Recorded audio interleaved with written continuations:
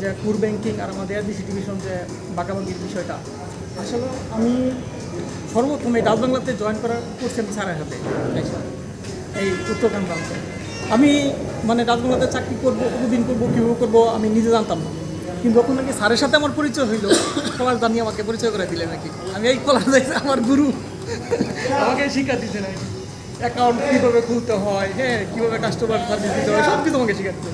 তো স্যারের কাছে যখন নাকি এসে জয়েন করি, স্যারের সাথে কথা বলে মনে হয় যে না, আমি ডাচ বাংলাতে আমার চাকরি করতে হবে, ডাচ বাংলাতে আমার চাকরি করতে হবে। এই স্যারের ভালোবাসার কারণে আমাকে 6 মাস আমাকে এখানে রাখার পর আমাকে সিলেট ট্রান্সফার দিয়েছিল।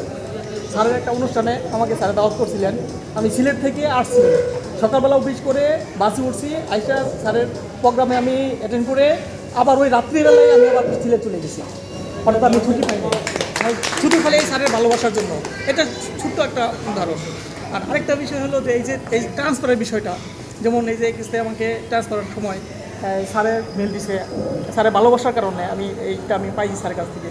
আমাকে হাফিজ স্যার সবচেয়ে যেটা ভালো লাগছে যে আমি যেটা চিন্তা করি নাই, আমার হাফিজ স্যার সেটা চিন্তা করছে। আমি স্যারকে বলছি যে স্যার আমাকে যেটা রোল আপনাকে তো ওইখানে দিবে না, ওইটা হচ্ছে গাজীপুর ডিভিশনে পড়ে গেছে, আপনি আমাদের এই জুনে যদি থাকেন তাহলে কোথায় দিব আপনাকে বলেন। আমি বলতে পারি না, তুতুমুতু রেখে গেছে।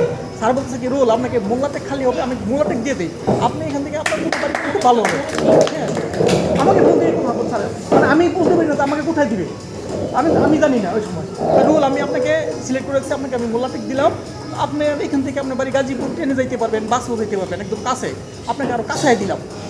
মানে আমার যে চিন্তাটা, এটা আমার হাফিজ স্যার চিন্তা করছেন। এই জন্য আমি কীভাবে যে কৃতজ্ঞতা প্রকাশ করবো এটা আমার বাসা নাই।